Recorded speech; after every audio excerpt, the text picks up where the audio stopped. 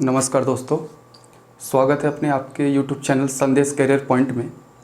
जैसा कि हम लोग का करंट अफेयर्स का जो क्लास चल रहा था, उस करंट अफेयर्स के क्लास में हम लोगों ने लगभग अगर हम बात करें तो फरवरी का पूरा करंट हम लोगों ने देख लिया था। और आज का जो हमारा क्लास होगा वो हम लोग मार्च पे बात करेंगे। और ये वीडियो आपके लिए बहुत ही महत्वपूर्ण है और इसमें आपको मैं 2 पार्ट दूंगा, जो कि आज इसका ये पहला पार्ट होगा। तो आप लोग क्वेश्चन को थोड़ा ध्यान से देखते रहिएगा। और पीछे जो मैंने आपको बताया था कि थोड़े बहुत जो मैं कंटेंट आपको देता रहूं या बताता रहूं बीच बीच में, उससे आप नोट डाउन भी कर सकते हैं। तो चलिए आज का क्लास हम स्टार्ट करते हैं। और आप लोगों से अगर एक विनम्र निवेदन है कि अगर जो हमारे यूट्यूब चैनल पे नए आए हों या पहली बार वो वीडियो देख रहे हों तो पहले आप चैनल को सब्सक्राइब कर लें, बेल आइकन को भी प्रेस कर लें जिससे नए नोटिफिकेशन भी आपको पहुंचता रहे। और इससे पहले आप फरवरी का मैंने वीडियो अपलोड किया है, उस वीडियो को भी पूरी देखने की कोशिश करें, ठीक है। चलिए आज का जो करंट अफेयर्स का क्लास है ये हमारा मार्च का होगा। जैसा आपके सामने लिखा है, मार्च का ये पार्ट 1 है और इसमें कुछ महत्वपूर्ण प्रश्न हैं। महत्वपूर्ण प्रश्नों की श्रृंखला है। लगभग इसमें 35 प्रश्न मैंने लेकर आए हैं और 35 प्रश्नों को हम विधिवत तरीके से देखते हुए और आपके एक्सरसाइज के हिसाब से अगर हम बात करें, जैसे आप इस पर एक्सरसाइज भी कर सकते हैं। एक्सरसाइज का मतलब ये होता है कि आप देख सकते हैं कि पीछे के मैं क्लास स्टार्ट किया हूँ अभी।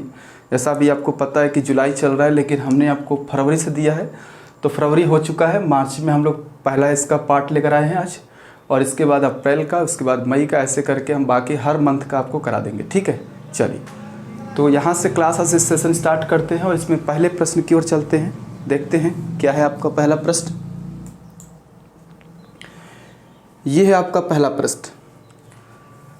देखिए इसमें लिखा यह है कि अंतर्राष्ट्रीय महिला दिवस मनाया जाता है। बहुत ही महत्वपूर्ण प्रश्न है। जैसा कि आपको पता होगा ये टेट वोट के लिए एग्ज़ाम के लिए बहुत ही इम्पोर्टेंट है, बाकी भी एग्ज़ाम में इम्पोर्टेंट है। तो यहाँ पर ये प्रश्न लिखा है कि अंतर्राष्ट्रीय महिला दिवस कब मनाया जाता है।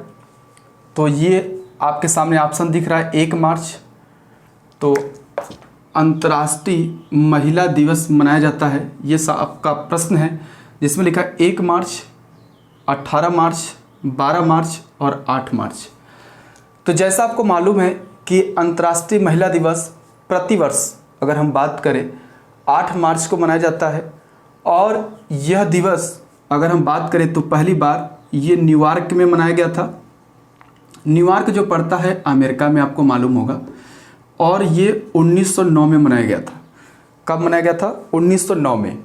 मतलब अगर आपसे ये प्रश्न दे दे कि अंतर्राष्ट्रीय महिला दिवस कब से मनाया जा रहा है, तो 1909 से मनाया जा रहा था। और ये पहली बार कहाँ मनाया गया था? न्यूयॉर्क में मनाया गया था।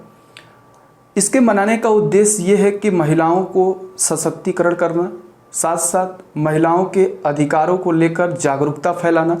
जो महिलाएं, जो इनके अधिकार हैं, जिनको अधिकार दिया गया है, उन अधिकारों को लेकर लोगों को क्या करना, हमारे देश की और विश्व भर की महिलाओं को क्या करना, जागरूक करना। तो इस प्रश्न का सही उत्तर क्या हो जाएगा? 8 मार्च। और आपको एक चीज़ ये भी ध्यान रखना है कि ये तो प्रश्न है, लेकिन एक चीज़ आपको ध्यान रखना ये है कि कहीं ना कहीं कई बार पेपर में क्वेश्चन ले लेता है कि अंतर्राष्ट्रीय महिला दिवस की थीम। देखिए पेपर में क्वेश्चन बहुत इंपॉर्टेंट है, तो इसको भी हम लोग साथ में देख लेते हैं। अगले प्रश्न से इसको समझ लेते हैं। अगले प्रश्न में भी यही है। मतलब जो पिछला प्रश्न था उसमें यह कहा जा रहा था कि अंतर्राष्ट्रीय महिला दिवस कब मनाया जाता है, तो वो 8 मार्च हो गया, जो कि आपको पता हो गया। इस प्रश्न में यह बोल रहा है कि अंतर्राष्ट्रीय महिला दिवस 2020 की थीम क्या थी। यह आपका प्रश्न। मतलब प्रश्न लिखा है कि थीम इस बार 2020 की महिला दिवस की थीम क्या थी। तो इसका सही ऑप्शन क्या हो जाएगा? Option A, I am generation equality realising women's rights. ये इसका थीम है। थोड़ा इंपॉर्टेंट प्रश्न है, ध्यान रखिएगा। महिला दिवस 2020 की थीम आपसे पूछी जा रही है। तो थीम क्या है, तो ये याद रखिएगा थीम इसका क्या है। तो इसका थीम है I am generation equality realising women's right. तो अंतर्राष्ट्रीय महिला दिवस 8 मार्च को, और इस वर्ष 2020 में जो अंतर्राष्ट्रीय महिला दिवस मनाया गया उसका थीम क्या है? तो उसका थीम मैंने भी आपको यहाँ पे पहला ऑप्शन के थ्रू आपको क्या किया, समझा दिया। चलिए नेक्स्ट क्वेश्चन की तरफ चलते हैं। नेक्स्ट क्वेश्चन लेते हैं।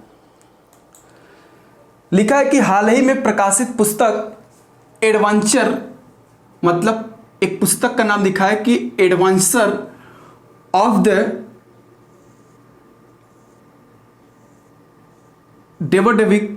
डेमोक्राट, मतलब डेमोक्राट लिखा है, किस पूर्व मुख्यमंत्री से संबंधित है?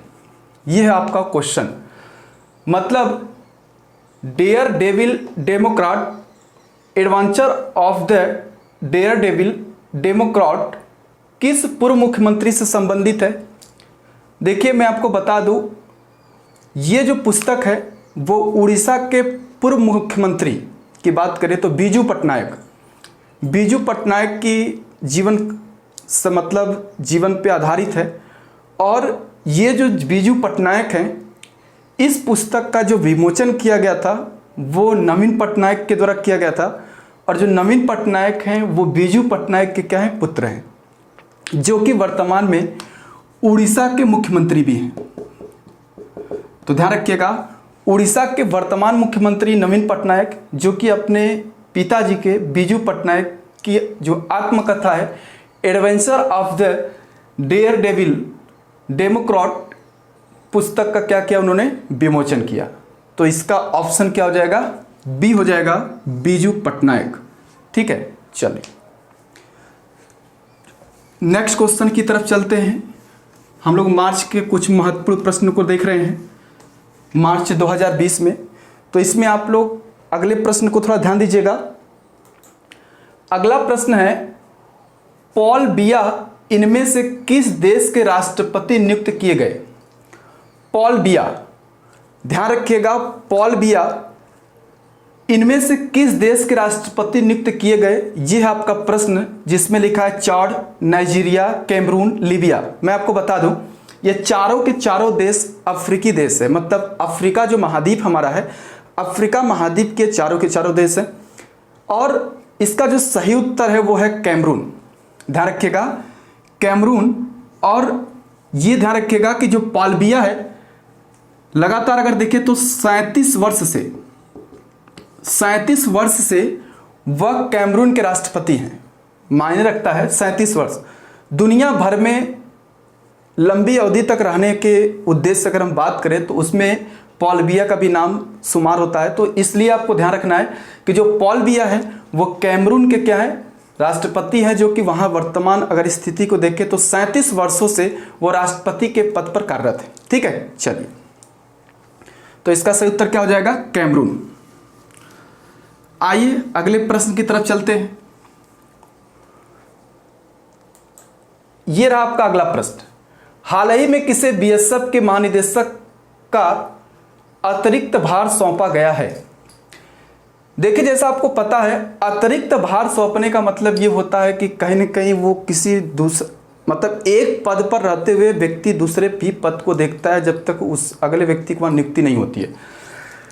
बीएसएफ जो है, जिसको हम बॉर्डर सिक्योरिटी फोर्स बोलते हैं, उसका जो अतिरिक्त भार सौंपा गया है वो आपको पता होगा। इसमें एस देसवाल, सुखविंदर सिंह देसवाल, इनका पूरा नाम याद रखिएगा, सुखविंदर सिंह देसवाल। सुखविंदर सिंह देसवाल एक्चुअल में अभी आईटीबीपी के वो महानिदेशक हैं, ये भी याद रखिएगा। वर्तमान में वो आईटीबीपी के महानिदेशक हैं, लेकिन अभी उनको अतिरिक्त कार्यभार दिया गया है। कहाँ का? तो अतिरिक्त कार्यभार जो दिया गया है वो एक्चुअल में देखा जाए तो वो इनको बीएसएफ का दिया गया है। और ये बीएसएफ की स्थापना जो हुई थी 1 दिसंबर 1965 को। तो ये भी थोड़ा इंपॉर्टेंट है, तो ध्यान रखिएगा। बीएसएफ की स्थापना जो हुई वो 1 दिसंबर 1965 को हुई। एसएस देसवाल, जिसको हम, उनका पूरा नाम सुखविंदर सिंह देसवाल, जो कि आईटीबीपी के महानिदेशक हैं, और उनको अतिरिक्त कार्यभार किसका दिया गया? बीएसएफ का। ठीक है, देखिए एक चीज आपको ध्यान रखना है, इसमें कहीं ना कहीं जो विवेक जौहरी हैं, अगले प्रश्न पे ही बात कर रहे हैं। विवेक जौहरी जो कि अभी क्या थे, वो बीएसएफ के महानिदेशक थे। और बीएसएफ के महानिदेशक विवेक जौहरी थे, लेकिन विवेक जौहरी को मध्य प्रदेश में क्या बना दिया गया है, डीजीपी। मध्य प्रदेश का इनको डीजीपी बनाया गया है, इस उद्देश्य से वो पद खाली हुआ।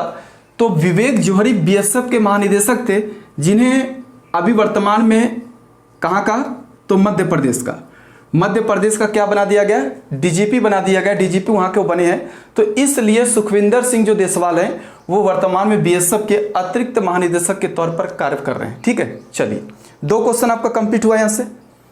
तो बीएसएफ के महानिदेशक वर्तमान में अगर देखा जाए तो अतिरिक्त कार्यभार के साथ कौन हो, सुखविंदर सिंह देसवाल। और इसके पहले बीएसएफ के महानिदेशक कौन थे, विवेक जौहरी, जो कि वर्तमान में मध्य प्रदेश में क्या है, डीजीपी के पद पर कार्यरत हैं।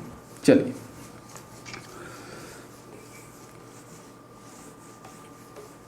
समझ में आ गया आपको। नेक्स्ट क्वेश्चन की तरफ चलते हैं। अगला प्रश्न आपके लिए बहुत महत्वपूर्ण प्रश्न है आर्ट एंड कल्चर से।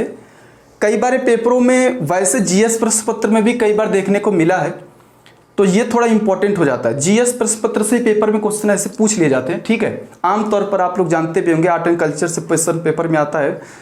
भारत के बहुत सारे प्रमुख जो नृत्य हैं, लोक नृत्य हैं, शास्त्रीय नृत्य हैं, तो वहाँ से क्वेश्चन बनते हैं। तो वही से संबंधित ये क्वेश्चन है। थोड़ा आप लोग इस क्वेश्चन को पढ़ने की प्रयास करिएगा और कोशिश किया करिए कि जब मैं क्वेश्चन करवाता हूं तो आप इसका उत्तर पहले से सेट करके रख ले अपने माइंड में, कि जब मैं इसका उत्तर बताऊं तो आप उसका क्या करें, एक तरीके से आकलन कर पाएं कि हम कितना क्वेश्चन कर पा रहे हैं या तो हमें कितना नॉलेज है करंट का वर्तमान में। ठीक है, चलो लिखा है, हाल ही में किस राज्य में चापचर कूट त्यौहार मनाया जाता है। मतलब हाल ही में यहाँ मनाया गया होगा, ऐसा प्रश्न है। तो देखिए मैं आपको बता दूं, ये एक ऐसा त्यौहार है और मैं बता दूं ये मिजोरम का सबसे प्रमुख त्यौहार में से गिना जाता है। जब मिजोरम का ये सबसे प्रमुख त्यौहार है। कहाँ का, मिजोरम का सबसे प्रमुख त्यौहार है। और जैसे बांस नृत्य वहाँ पे होता है, तो एक और पॉइंट याद रखिएगा, मिजोरम में एक बांस नृत्य होता है, वो बांस नृत्य ही किया जाता है इस त्यौहार के अंदर। मतलब बहुत सारे ऐसे बांस लगा दिए जाते हैं, ऐसे ये बांस हो गया दोनों तरफ से, और इसमें लोग घेरे में क्या होते हैं, मतलब सामने खड़े हो जाते हैं और एक तरीके से ऐसे ऐसे होता है। तो इसी प्रकार से अगर देखा जाए तो वो लोग क्या करते हैं, घूम घूम कर नृत्य करते हैं, इसी को बांस नृत्य बोलते हैं। और ये जो त्यौहार है चापचर कूट का त्यौहार, वो बहुत ही महत्वपूर्ण त्यौहार कहाँ का है, मिजोरम का, जो कि हमारा आपको पता है पूर्वी राज्य का एक राज्य। ठीक है, चलो पूर्वी भारत में पड़ता है मिजोरम आपको।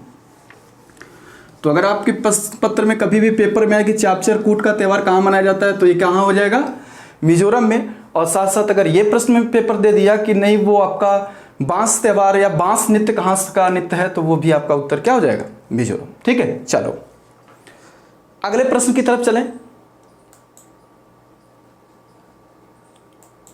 ये रहा आपका अगला प्रश्न।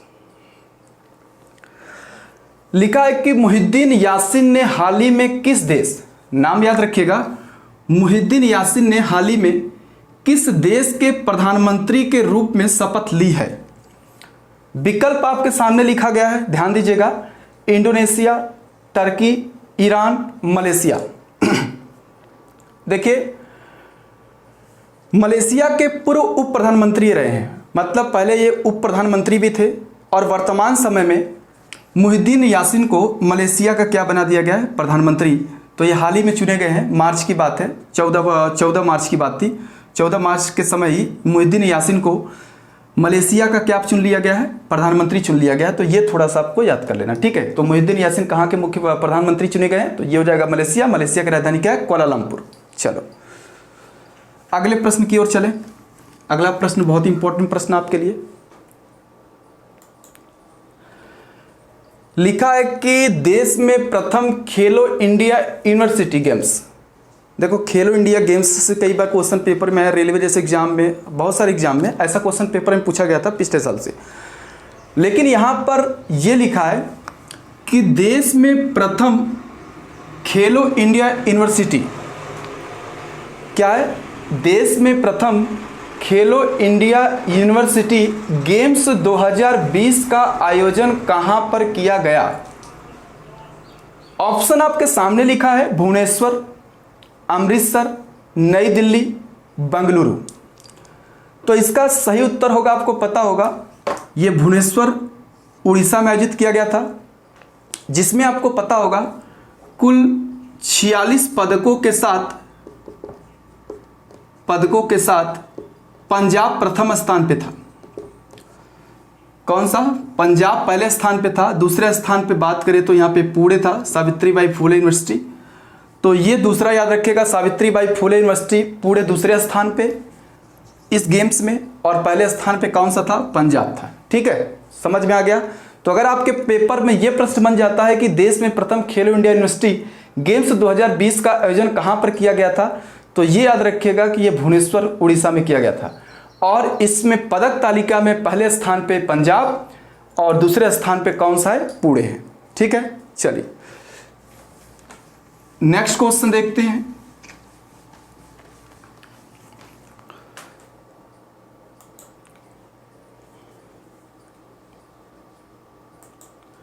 अगला प्रश्न ये रहा आपका, हाल ही में इनमें से किस पब्लिक सेक्टर बैंक ने एएमबी अर्थात एवरेज मंथली बैलेंस को समाप्त कर दिया है? जैसा कि आपको पता भी होगा कि ये क्या होता है। आप कई बार अपने खाते में पैसे डालते हैं और उसमें आपको एक चीज़ देखने को मिलता है कि अगर आपका मिनिमम बैलेंस नहीं है तो आपके पैसे या तो पेनाल्टी एक तरीके से बैंक के द्वारा लगाया जाता है। लेकिन यहाँ पर यह बताया जाता है कि जैसे आपको पता है कि अभी इस प्रश्न के अगर हम उत्तर की बात करें तो ये इसका पहले सही उत्तर आप सुन लो। इसका है SBI, state bank of India. जैसा आपको मालूम होगा इसकी स्थापना 1955 में की गई थी, भारतीय स्टेट बैंक की। और इससे पहले इसका नाम जो था वो इंपीरियल बैंक था, आपको पता ही है, इंपीरियल बैंक। और इसी इंपीरियल बैंक का राष्ट्रीयकरण किया गया 1955 में, और तब जाकर इसका नाम क्या पड़ गया? एसबीआई। एवरेज मंथली बैलेंस का मतलब ये था कि अभी आपको मैं बता दूं, मेट्रो सिटी के लिए देखिए, अगर हम मेट्रो सिटी की बात करें तो मेट्रो सिटी के लिए यहाँ पे 3000 रुपये रखा था एसबीआई ने। बाकी सिटी के लिए क्या रखा था? 2000 रुपये। और अगर हम ग्रामीण क्षेत्र के लिए बात करें तो ग्रामीण क्षेत्र के लिए इसका जो मिनिमम बैलेंस अपने अकाउंट पे रखना था वो 1000 रुपये रखना था। लेकिन ये पूरे प्रावधानों को एसबीआई ने क्या कर दिया? समाप्त कर दिया है। ऐसी व्यवस्था करने वाला कौन पहले बैंक बना अभी हाल ही में? तो वो बना एसबीआई, जो कि आपको इतने रुपए पहले रखना ही पड़ता था। इससे कम पैसे रखने पर आपको जुर्माना देना पड़ता था। एक तरीके से कहा जाए तो वो बैलेंस मतलब वो बैंक काट लेता था पैसा, या तो एक तरीके से दंड के रूप में, क्योंकि उसका रूल्स था कि आप इतने इससे कम पैसा अपने अकाउंट में नहीं रख सकते। तो पहले व्यवस्था थी, लेकिन इन सभी व्यवस्थाओं को क्या कर दिया? एसबीआई अर्थात स्टेट बैंक ऑफ इंडिया ने क्या किया है? हाल ही में समाप्त कर दिया। ठीक है, समझ में आ गया। चलो अगले प्रश्न की तरफ चले। अगला प्रश्न आपके लिए महत्वपूर्ण प्रश्न,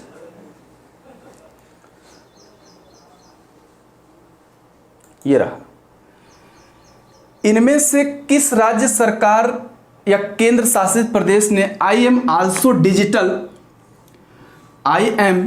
आल्सो डिजिटल नामक कार्यक्रम शुरू किया? विकल्प ए कर्नाटक, विकल्प बी तमिलनाडु, विकल्प सी दिल्ली और विकल्प डी केरल। आपके मन में प्रश्न का उत्तर तो बन चुका होगा। चलिए मैं आपको बता देता हूं कि इसका उत्तर क्या होने वाला है। केरल इसका राइट आंसर है। केरल का मतलब digital, I am also digital नामक जो कार्यक्रम केरल में चलाया गया है उसका एक ही उद्देश्य है, जो कि ये उसका मुख्य उद्देश्य ये माना जाता है कि कहीं ना कहीं साक्षरता को बढ़ावा देना, डिजिटल तरीके से साक्षरता को क्या करना? बढ़ावा देना, इसका मूल उद्देश्य है। ठीक है, चलिए तो यहाँ से इसका सही उत्तर क्या हो जाएगा? तो इसका सही उत्तर क्या हो जाएगा आपका? केरल। और केरल में क्या किया जा रहा है? मतलब डिजिटल तरीके से लोगों को ऑनलाइन पढ़ने के लिए प्रेरित करना, साक्षरता बढ़ाना। जैसे आज हमारे देश में सबसे बड़ी समस्या यही क्रिएट हो रही है कि आज शैक्षिक संस्थान न खुलने से बहुत बच्चों को प्रॉब्लम क्रिएट हो रहा है, उनकी पढ़ाई लिखाई में प्रॉब्लम समस्याएं आ रही हैं। तो सरकार के भी एक गाइडलाइंस जारी किए गए कि ज़्यादा से ज़्यादा लोगों को आप ऑनलाइन क्लास दें, ऑनलाइन पढ़ाने की कोशिश करें। तो उसी के हिसाब से अगर हम देखें तो ये प्रोग्राम शुरू किया गया है कौन सा, तो ये आई एम आल्सो डिजिटल नामक कार्यक्रम जो शुरू किया गया है वो किस उद्देश्य से किया गया है, तो लोगों को डिजिटल साक्षरता या डिजिटल लिटरेसी को क्या करना, बढ़ाने के उद्देश्य से। ठीक है, तो ये कौन सा कार्यक्रम किस राज्य में स्टार्ट किया गया, तो आई एम आल्सो डिजिटल वो स्टार्ट किया गया आपके केरल में। चलिए अगले प्रश्न की तरफ चलें। अगला प्रश्न ये रहा आपका, बहुत महत्वपूर्ण प्रश्न है, थोड़ा सा पढ़ भी सकते हैं इसको अच्छे से। चलो, लिखा है कि हाल ही में किस हवाई अड्डे का नाम बदलकर छत्रपति संभाजी महाराज हवाई अड्डा कर दिया गया है।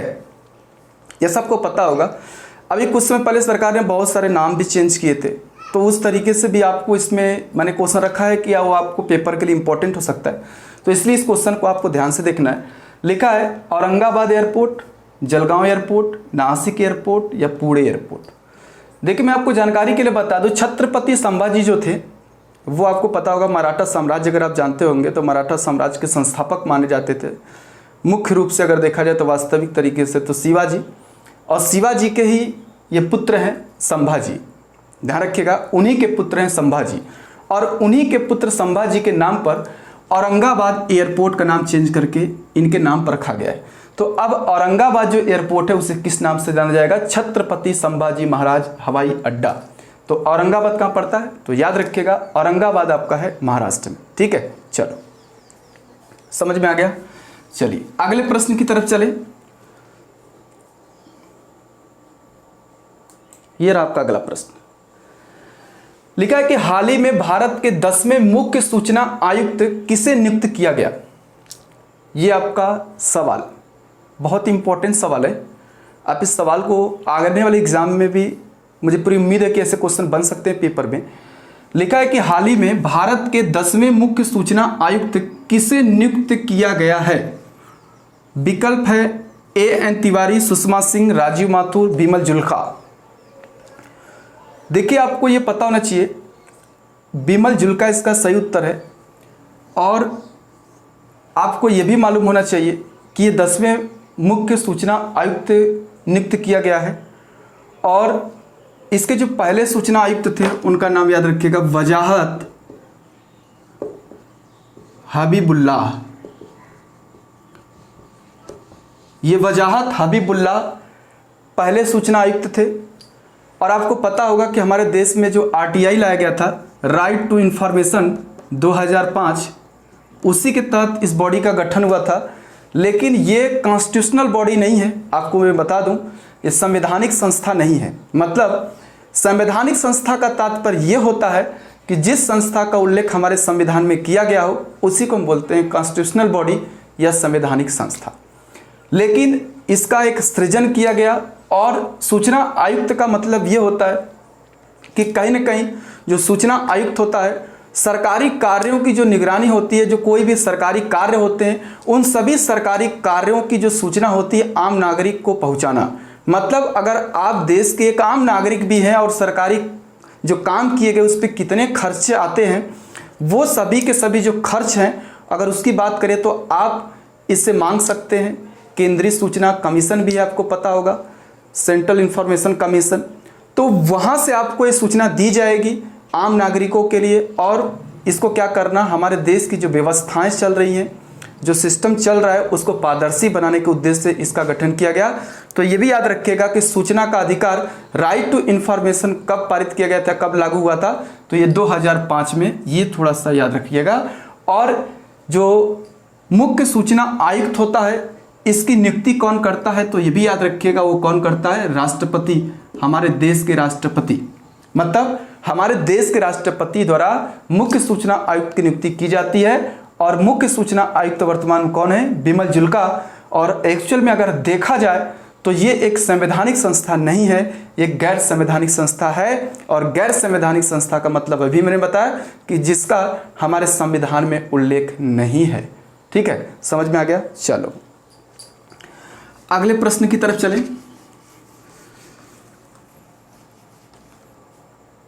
अगला प्रश्न है आपके लिए,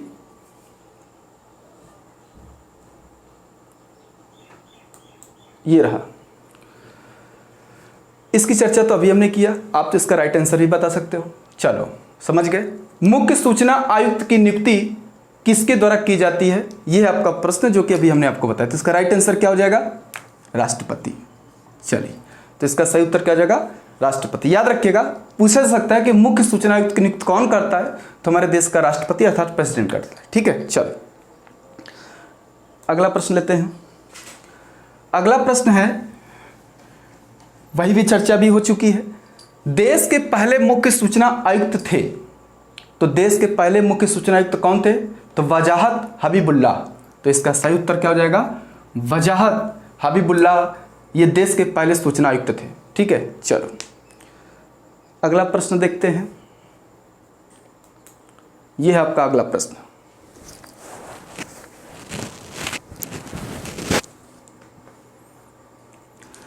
लिखा है, चमेली देवी जैन पुरस्कार इनमें से किस क्षेत्र में उत्कृष्ट कार्य के लिए दिया जाता है।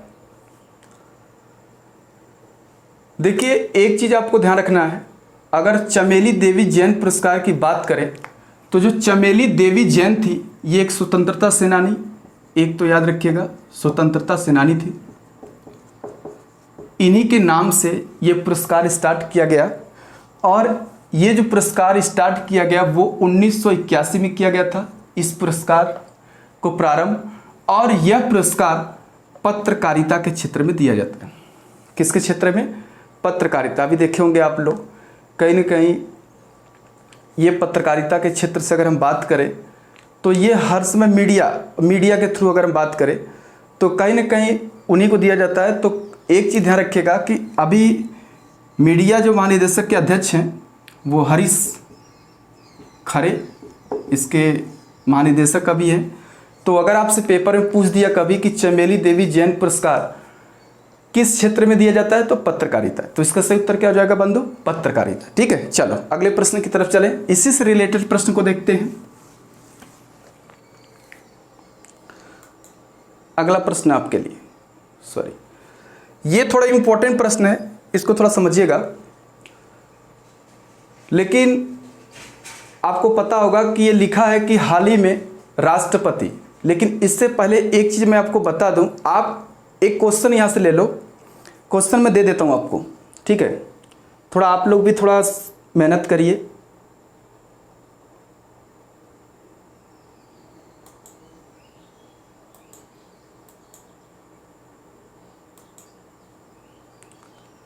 क्वेश्चन ये है आपका कि जो अभी मैंने बताया कि चमेली देवी जैन पुरस्कार पत्रकारिता के क्षेत्र में दिया जाता है, आपको कमेंट बॉक्स में ये बताना है कि 2019 का भी दिया गया है।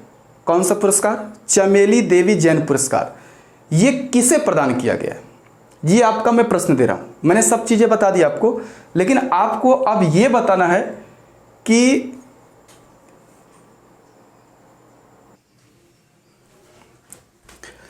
हेलो दोस्तों, देखिए हम लोग जो क्वेश्चन कर रहे थे वो चमेली देवी पुरस्कार, जो मैंने अभी आपसे क्वेश्चन पूछा था, और उस क्वेश्चन में हम लोगों ने यही देखा था कि मैंने आपसे एक क्वेश्चन किया था कि चमेली देवी पुरस्कार किसे दिया जाएगा। तो ये अपने कमेंट बॉक्स में करिएगा। और थोड़ी टेक्निकल प्रॉब्लम की वजह से आगे का मतलब क्लास थोड़ा प्रॉब्लम है। फिर एक क्वेश्चन और मैं आपको साथ साथ करा दे रहा हूँ कि जिससे आपको थोड़ा समझ में आ जाए। बहुत महत्वपूर्ण प्रश्न है। अभी आपको पता होगा कि मार्च में ही हमारे देश के पूर्व मुख्य न्यायाधीश रंजन गोगोई को एक्चुअल में राज्यसभा के लिए नॉमिनेट किया गया है। कहाँ के लिए, राज्यसभा के लिए नॉमिनेट किया गया।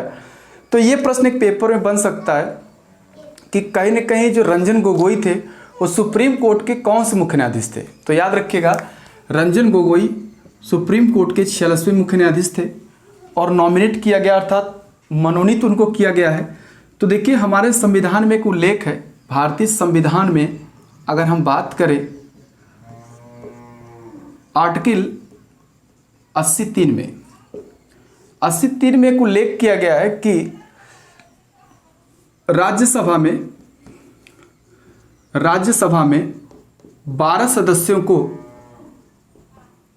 राष्ट्रपति मनोनीत कर सकता है। 12 सदस्यों को राष्ट्रपति मनोनीत करता है। ये 12 सदस्य साहित्य, कला, विज्ञान और समाज सेवा से आते हैं।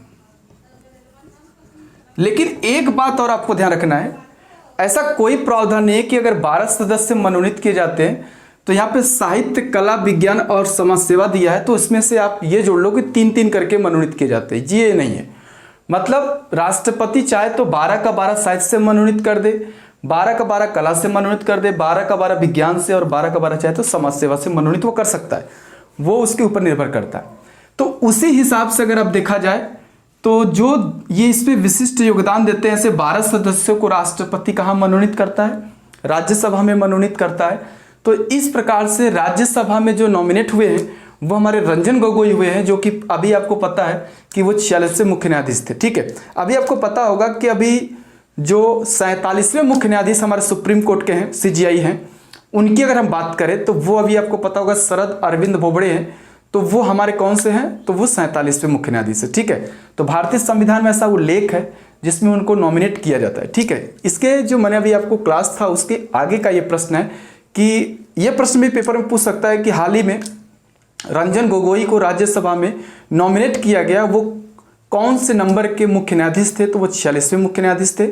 और 47वें जो वर्तमान में मुख्य न्यायाधीश कौन है? शरद अरविंद बोबड़े। ठीक है, चलिए इसके आगे की क्लास जो होगी वो हम लोग पूरी कोशिश यही करेंगे हम कि उसके नेक्स्ट पार्ट में हम आपको पूरा कर दें और जो भी क्वेश्चन होगा वहाँ पे हम आपको करा दें। ठीक है, और आपसे एक विनम्र निवेदन है कि आप अपने पढ़ाई को निरंतर तरीके से कंटिन्यू बनाए रखें। जैसा भी आपको मैं दे रहा हूँ, थोड़ा सा विलम्ब हो जाता है लेकिन थोड़े कंटेंट जुटाने में थोड़ा टाइम लगते हैं हर चीज़ को समझने में, और उस चीज़ को मैं ये चाहता हूँ कि जो मैं दूँ वो आपके लिए एकदम क्रीम हो, इससे कि आप क्या कर सकते हैं कि वो क्वेश्चन डायरेक्टली आपके पेपर में ऐसा पूछा जाए, तो वो चीज़ मैं आपकी देने की कोशिश कर रहा हूँ। तो इसका ये था आपका पार्ट 1 का, और इसके आगे पार्ट 2 में हम बाकी कोशिश करेंगे कि वो भी क्वेश्चन आपके पूरे हो जाए। ठीक है, चलिए बहुत बहुत धन्यवाद।